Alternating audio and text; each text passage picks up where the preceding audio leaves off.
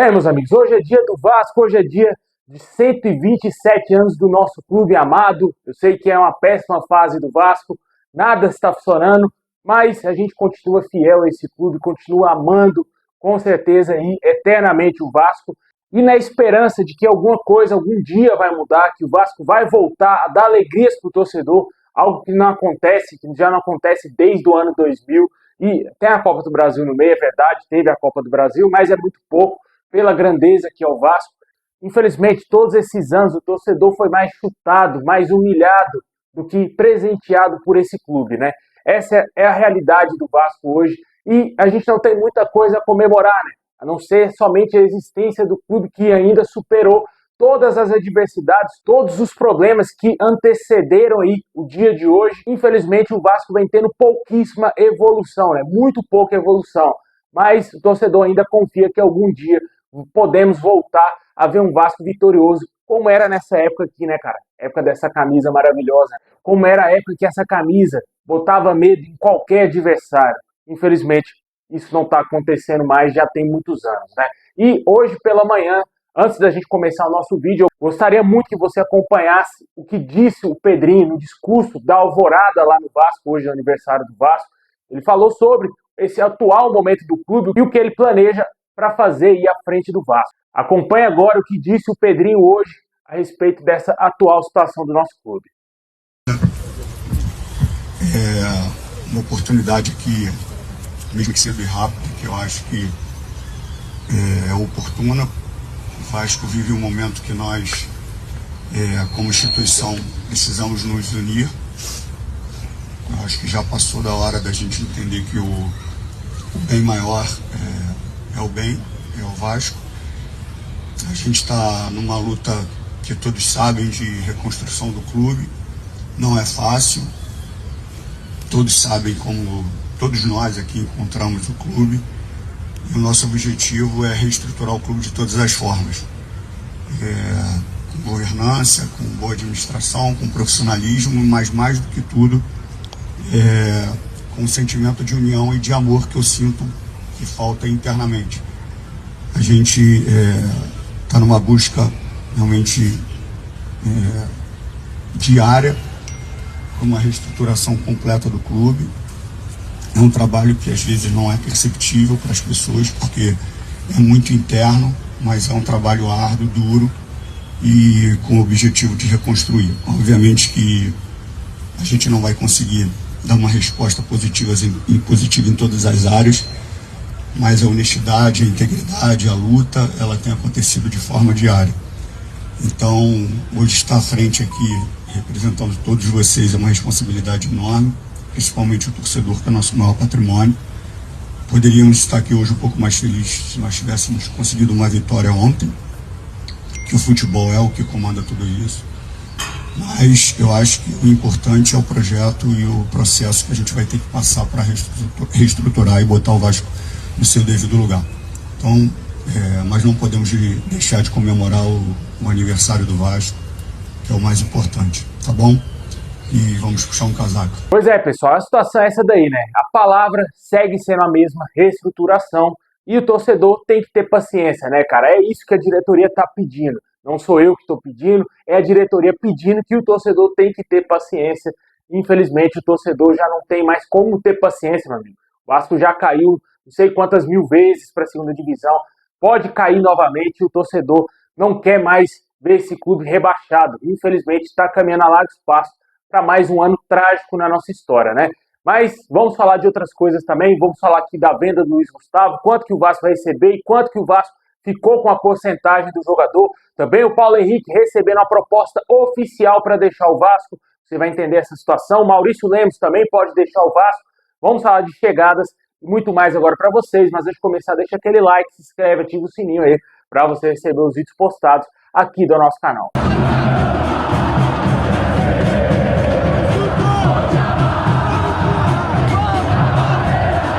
Bom, pessoal, como todo mundo sabe, o Vasco acertou aí a venda do zagueiro Luiz Gustavo para o Bahia. O que a gente não sabia eram os valores concretos e a porcentagem dos direitos que o Vasco vai permanecer aí do jogador. O Bahia acertou a contratação do atleta por 35 milhões de reais, segundo o canal Atenção Vascaínos, e o Vasco vai ficar com 25% dos direitos ainda para uma futura negociação. Vale ressaltar que o Bahia é do Grupo City, eles têm muita grana. Caso o Luiz Gustavo se destaque, possivelmente ele vai parar no Manchester City, né? Mas a gente não sabe se será por venda ou se será por empréstimo, já que é um clube do mesmo grupo, né? Pode acontecer algo semelhante com o que a 777 Partners fazia, né? Quando o Galdames veio para o Vasco, um grande exemplo, saiu do Genoa e veio para o Vasco. Também outro exemplo claríssimo é o John Textor, que pega jogador do Botafogo, coloca no Lyon. Com certeza pode ser algo semelhante. O Vasco pode até mesmo nem ganhar grana com essa transferência do Luiz Gustavo para o Manchester City, né?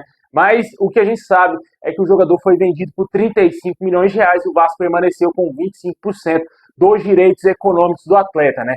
Infelizmente, o jogo de ontem contra o Juventude deixou claríssimo para essa diretoria que foi uma péssima escolha. A gente sabe que o Vasco tinha que vender, não tem como fugir disso, a gente sabe muito bem que o Vasco tinha que negociar jogadores, mas infelizmente temos um zagueiro pior, muito inferior do que o Luiz Gustavo no time titular do Vasco, que hoje ele é considerado o melhor zagueiro do Vasco, hoje o Lucas Freitas, devido aos jogadores horrorosos que temos no nosso elenco. Acaba que ele fica com esse título que era do João Vitor, e o Luiz Gustavo, que é um jogador muito mais promissor e melhor do que o Lucas Freitas, foi vendido a preço de banana, porque na minha opinião era no mínimo 50 milhões por esse jogador, mesmo com 19 anos, é 50 milhões que vale um zagueiro desse quilate, um jogador que sempre fez parte da seleção de base, promissor de um gigante aqui no futebol brasileiro. E apesar do Vasco ter ainda continuado com 25% dos direitos do atleta, na minha opinião ainda é pouco, porque era um jogador que tinha status de titular nesse atual time do Vasco. Infelizmente a diretoria não enxergou dessa forma, preferiu continuar com o Lucas Freitas e vender o garoto Luiz Gustavo, né? A crise financeira leva o clube a vender seus ativos aí de maneira precoce, né? Mas muitos torcedores não entenderam dessa forma e estão criticando duramente a diretoria do Vasco pela venda do Luiz Gustavo. E você, o que você achou dessa venda desse jogador para o Bahia? Infelizmente, o jogador deixou o Vasco e outros jogadores podem deixar o Vasco também. Tivemos hoje também a novidade muito importante que o Paulo Henrique recebeu uma proposta do Cincinnati, clube lá do Orediano, que já saiu do Vasco para esse clube.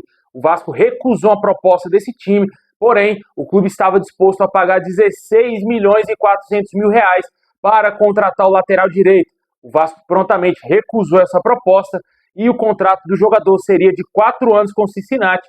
Vale ressaltar que ele tem contrato até dezembro de 2027 com o Vasco e que ele está feliz e não quer deixar o Vasco, segundo o Tébaro Schmidt, lá do Globoesporte.com.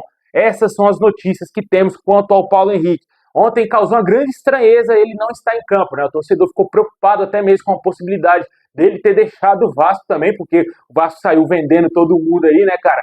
Quem sabe o Paulo Henrique não poderia ter sido vendido, mas ele estava somente com indisposição e com certeza é um jogador extremamente importante, tá para ir para a seleção brasileira e realmente se ele fosse para a MLS, com certeza a carreira do jogador iria dar uma declinada gigantesca, porque é um campeonato que ninguém observa praticamente, né? Exceto quem quer assistir o Inter Miami do Messi. Mas o Paulo Henrique sabe da boa fase dele no Vasco e prontamente também não quis sequer tentar negociar, tentar uma cavada para sair do Vasco e fechar com o Cincinnati. O Vasco também não quis aceitar esses valores, que no meu ponto de ver, são valores muito abaixo pelo que o jogador vale, né? Talvez se fosse 50 milhões de reais, aí talvez o Vasco venderia. Segundo o canal Atenção Vascaínos, tivemos a outra novidade de mais um zagueiro que pode deixar o Vasco, cara. Além do João Vitor e do Luiz Gustavo, o Maurício Lemos deve ser o próximo a deixar o Vasco nos próximos dias.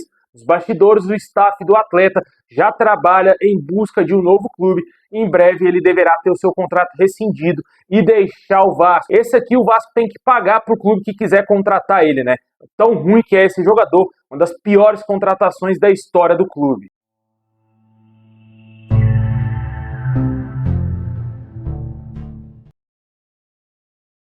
Bom, enquanto a reforço, o torcedor segue esperançoso que essa diretoria seja capaz de anunciar ainda reforço nessa janela de transferência, que se encerra no próximo dia 2 de setembro, a janela internacional. O Vasco até agora só trouxe 2 reforços. Thiago Mendes, horroroso dentro de campo, muito criticado pelos vascaínos. Eu acredito que é mais uma péssima contratação dessa diretoria, não acho que vai dar certo com a camisa do Vasco. Também veio o Andrés Gomes, que já está no bid da CBF. Se ele tiver 100%, deverá fazer sua estreia já contra o Corinthians no próximo domingo. E o torcedor tem uma grande expectativa nesse jogador, que recebeu a camisa 11, veio do futebol europeu, 22 anos apenas. Vamos ver se vai dar certo, né? Esperamos que ele não seja como outros colombianos que passaram pelo Vasco. E, além dessa situação, o torcedor, claro, espera a chegada de pelo menos 2 zagueiros aí, cara. É necessário trazer 2 zagueiros titulares para ontem. O Vasco tem que contratar de qualquer maneira esses zagueiros, cara.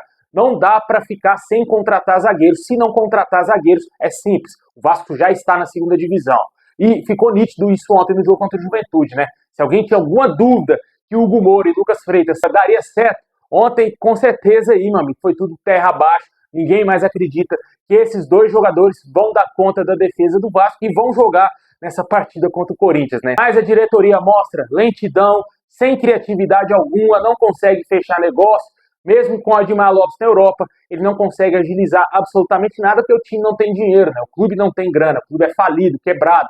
E sem dinheiro, hoje é praticamente inviável de concretizar contratações, né? Muitos clubes não aceitam empréstimos, o Vasco está tentando de todas as formas conseguir jogadores por empréstimo ou até mesmo jogadores livres. Infelizmente o mercado está muito restrito aí para o Vasco, a gente não sabe quem serão esses zagueiros que o Vasco vai contratar. Várias negociações seguem, o Vasco tentou o zagueiro Joaquim lá do Tigres, ouviu um não, porque o time só quer vender o atleta, o Vasco tentou um empréstimo desse jogador, o jogador ex-Santos, está lá no Tigres, praticamente não virá para o Vasco. Tenta também a contratação do Robert Renan, que hoje seria o nome mais perto aí para ser reforço da zaga do Vasco, mas não é um jogador confiável, chegaria aí para lutar ou ser titular no lugar do Lucas Freitas, já que ele é um zagueiro canhoto e atua pelo lado esquerdo, e pelo lado direito ainda não temos nenhuma outra novidade na busca por zagueiros, né? É extremamente importante contratar reforços que joguem pelo lado direito, zagueiros que atuam pelo lado direito da zaga, porque não temos nenhum jogador que atua ali, a não ser o Lucas Oliveira e o Maurício Lemos, como eu falei, está saindo do Vasco. E ontem no jogo contra o Juventude ficou nítido a bizarrice que é o elenco do Vasco, a ponto do treinador terminar o jogo ali com o Vitor Luiz e o Hugo Moura na zaga, cara. É um absurdo, né? Olha só que ponto chegamos. Claramente o torcedor aguarda aí novos reforços, cara. Quanto ao Matheus França, tivemos uma outra novidade sobre esse jogador. O Vasco fez uma nova proposta para contratar o atleta. O Crystal Palace teria recusado a primeira proposta do Vasco. O Vasco teria feito uma nova proposta. Ainda não sabemos os moldes dessa negociação. O fato é de que já está tudo acertado entre o Vasco e o jogador e faltam os detalhes aí com o Crystal Palace. Esperamos que não apareça nenhum Spartak Moscou no meio dessa negociação, assim como foi lá com o caso Cuesta, onde o Vasco já estava acertado com o jogador, porém apareceu um time da Rússia oferecendo um valor muito superior salarial ao atleta e ele acabou aceitando, não tendo palavra e recusando o Vasco, né? Comentem o que você espera, se você acha que o Vasco vai ter condições de contratar zagueiros e também o Matheus França, jogador que está tudo acertado com o Vasco, mas o Vasco ainda falta alguns detalhes com o Crystal Palace e já fez uma nova proposta. E algumas informações confirmam que essa nova proposta, o Vasco ofereceu uma opção de compra do jogador ao término do seu empréstimo.